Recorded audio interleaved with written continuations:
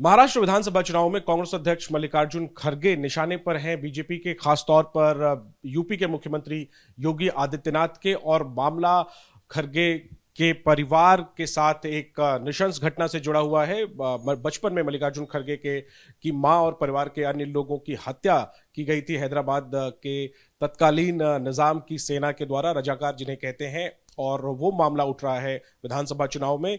सवाल पूछा जा रहा है मल्लिकार्जुन खड़गे से बीजेपी के द्वारा कि खड़गे उस घटना का जिक्र क्यों नहीं करते, और आरोप लगाया जा रहा है कि इसकी वजह कांग्रेस की जो मुस्लिम तुष्टीकरण की कथित तौर पर नीति है वो है। जवाब देने के लिए मेरे साथ गुरदीप सप्पल है, कांग्रेस पार्टी के सीनियर लीडर और मल्लिकार्जुन खड़गे के करीबी भी हैं। जो हमला किया जा रहा है, निशाना साधा जा रहा है, कहा जा रहा है कि मुस्लिम तुष्टीकरण वजह है कि खड़गे जी अपने परिवार के साथ जो इतनी नृशंस घटना हुई उसका जिक्र नहीं करते और आरोपियों का नाम नहीं लेते, जो दोषी हैं माफ करिए उनका नाम नहीं। ये कमाल योगी जी ही कर सकते हैं या बीजेपी की पॉलिटिक्स ही कर सकती है कि जिस व्यक्ति के हादसे का जिक्र वो कर रहे हैं उसी व्यक्ति पे हमला भी करने की भाषा कर रहे हैं। अगर किसी व्यक्ति पे हादसा हुआ है तो उनसे तो सहानुभूति होनी चाहिए थी, लेकिन योगी जी हों या बीजेपी के बाकी लोग हों, वो इस देश के इतिहास को शायद जानते नहीं हैं। इस देश का इतिहास ये है कि जब आज़ादी के टाइम पर निज़ाम ऑफ हैदराबाद, जो उस समय दुनिया की सबसे बड़ी स्टेट में से एक थी, वो भारत में विलय नहीं चाहते थे। वो एक मुस्लिम स्टेट थी और उसके विलय कराने के लिए वहाँ पे हैदराबाद कांग्रेस ही ज़मीन पर संघर्ष कर रही थी।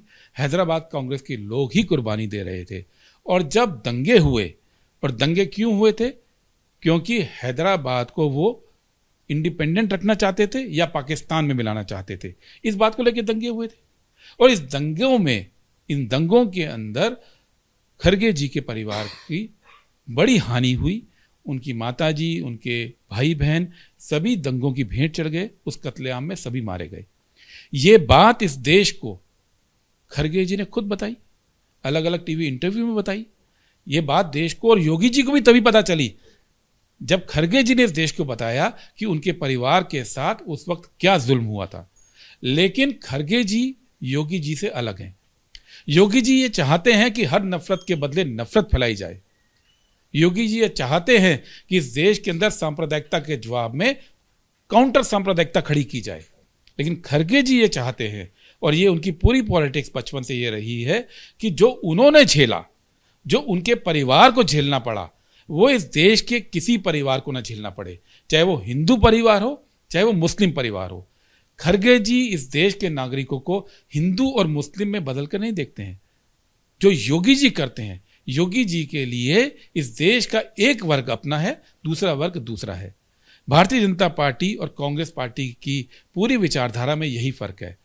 कांग्रेस पार्टी की विचारधारा ये है कि अगर दंगे हुए, कांग्रेस पार्टी की विचारधारा है कि अगर कत्लेआम हुआ तो उसमें नुकसान भी अगर खुद का भी हुआ है तो भी इस दुनिया को खूबसूरत बनाने के लिए हम नफरत का जवाब प्रेम से देंगे। जिस तरह से ये जो मुद्दा महाराष्ट्र चुनाव में छाया हुआ है, इसका क्या आप असर देखते हैं? क्योंकि माना जा रहा है कि ये ध्रुवीकरण की अगर कोशिश कामयाब हो गई, आपको नुकसान हो। भारतीय जनता पार्टी ध्रुवीकरण की कोशिश आज से नहीं कर रही है। बीजेपी, आरएसएस, उससे पहले जनसंघ इस देश में हमेशा ध्रुवीकरण करने की कोशिश करते आए हैं। 1947 में, अभी तो आपने खड़गे जी के परिवार की हिंसा की बात की है, उनके परिवार के खिलाफ जो हुई है। 1947 में हिंदू मुस्लिम और सिख मुस्लिम दंगे हुए थे। लगभग 20 लाख आदमी मारा गया था। पार्टीशन में 20 लाख आदमी मारा गया था। उससे ज़्यादा तो पूरी दुनिया ने नहीं देखा है। तो उस दंगों के बाद भी, उस वक्त भी बीजेपी, आरएसएस, तब जनसंघ होती थी, तो जनसंघ, आरएसएस, हिंदू महासभा के लोग ये चाहते थे कि इस देश में सांप्रदायिकता का जो जहर है वो रग रग में फैले। लेकिन तब भी नेहरू जी थे, तब भी महात्मा गांधी थे, तब भी दूसरे नेता थे, बाबा साहब अम्बेडकर थे, जिन्होंने इस देश को धर्मनिरपेक्ष बनाया था।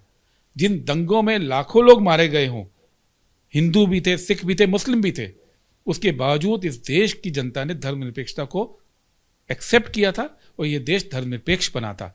वही फिलॉसफी आज भी है, क्योंकि इस देश को सुरक्षित रखने के लिए ये ज़रूरी है कि किसी परिवार के किसी बच्चे को वो ना भुगतना पड़े जो खड़गे जी को भुगतना पड़ा बचपन में, जो उनके परिवार को भुगतना पड़ा। और वो तभी होगा जब इस देश से ये नफरत हटाई जाएगी जिस नफरत को फैलाने की बात योगी जी करते हैं। ठीक है सर, एक दिलचस्प बात यह है कि पंकजा मुंडे जो बीजेपी की नेता हैं, उनका बयान आया है, उन्होंने बटेंगे तो कटेंगे वाले नारे से अलग राय व्यक्त की है और उनका कहना है कि उनके लिए विकास ही असली मुद्दा है और एक नेता को चाहिए कि वो सबको अपना समझे। इसको आप कैसे देखते हैं? क्या बीजेपी के अंदर एक आंतरिक युद्ध भी चल रहा है कि मोदी जी का ज़्यादा नारा पॉपुलर है या मोदी जी का नारा पॉपुलर है। तो मुझे लगता है उनके अपने लोग आपस में थोड़ा संघर्ष में हैं कि नारा किसका ज़्यादा पॉपुलर है। हम दोनों के नारे के खिलाफ हैं क्योंकि हमारा नारा ये है कि सारा भारत एक है।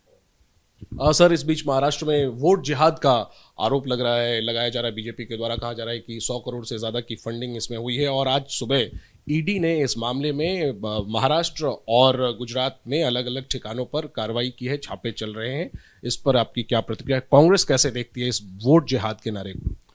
हर चुनाव के अंदर भारतीय जनता पार्टी अलग अलग जिहाद के शब्द करती है और अपने जो गैर राजनीतिक सहयोगी हैं, जिसमें अलग अलग एजेंसीज हैं, ईडी जैसी, उनका इस्तेमाल करती आई है। झारखंड में भी हुआ, इसके पुराने चुनावों में भी हुआ। हमारा सवाल सिर्फ सिंपल है, जब चुनाव की आचार संहिता लगी होती है तो कोई डीजीपी, कोई चीफ सेक्रेटरी, कोई कलेक्टर, कोई एसपी बिना इलेक्शन कमीशन की अनुमति के कोई कार्रवाई नहीं कर सकता। हर चीज के लिए चुनाव आयोग की अनुमति लेनी होती है। तो एक ईडी ऐसी संस्था कैसे इस देश के अंदर हो सकती है जिसको कोई चुनाव आयोग की परमिशन नहीं चाहिए? क्या ईडी ऐसी संस्था मान ली गई है? और ये चुनाव आयोग से भी सवाल है कि क्या ईडी को उसने ऐसा दर्जा दे दिया है कि जो तमाम नियम कानून से ऊपर है? ईडी की कार्रवाई पे सवाल उठा रहे हैं? बिल्कुल उठा रहे हैं। हमने जो लोकसभा इलेक्शन में भी ये कार्रवाई हो रही थी तो मैंने इलेक्शन कमीशन को लिख के दिया था कि ईडी जो है वो तमाम चुनाव आयोग के जो अधिकार क्षेत्र से बाहर कैसे हो सकती है।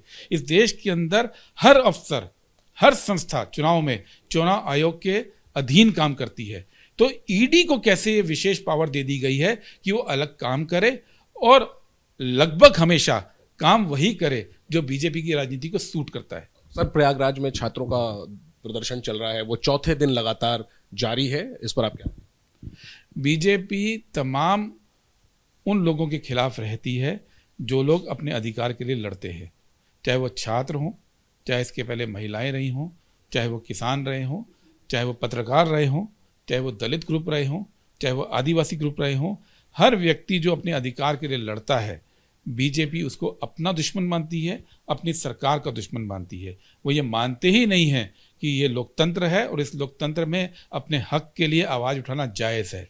इसलिए वो हमेशा ऐसे तमाम आंदोलनों को दबाने की कोशिश करते हैं और हम लोग लगातार इस बात के लिए लड़ते हैं कि विरोध का अधिकार, अपने हक के लिए लड़ने का अधिकार संविधान ने दिया है और वो अधिकार हर व्यक्ति का मौलिक अधिकार है। For exclusive and insightful videos, subscribe to our new channel ABP Live Premium.